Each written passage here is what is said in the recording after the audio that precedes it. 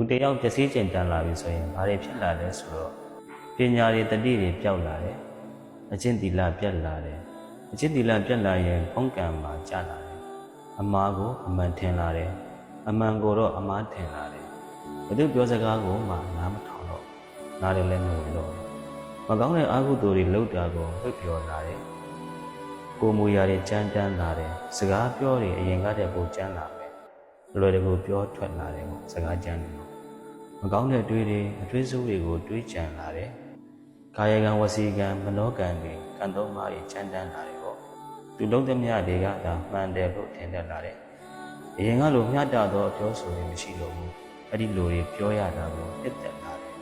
အခုပြောပြတဲ့လက္ခဏာတွေကိုမှရှိနေပြီဆိုရင်ကိုကဒီလက္ခဏာတွေကိုတတိနဲ့ပြန်သုံးသပ်ဆင်ခြင်ဖို့မရှိဘူးဆိုရင်မကြခင်မှာကိုကကြီးစွာသောပျက်စီးခြင်းတွေနဲ့ကြုံရပါတော့မယ်အချိန်မီပြုပြင်ဖို့တော့လိုနေပြီလို့ကိုယ့်ကိုယ်ကိုပြန်တတိပေးပါ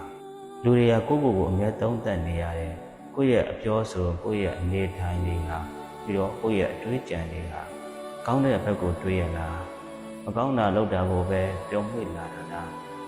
ဒါဆိုရင်ကိုယ်ကမကြခင်ပျက်စီးတော့မယ်ဆိုတော့အတိနဲ့တတိနဲ့ထိမ့်ပြီးတော့နေရပါလိမ့်မယ်ဒါကြောင့်မသိချင်တန်လာရင်ဖြစ်လာတဲ့လက္ခဏာတွေကိုယ်မှရှိနေပြီဆိုရင်အခုတည်းကနေပြီးတော့ကိုယ့်ရဲ့အနေထိုင်ကိုယ့်ရဲ့အပြောဆို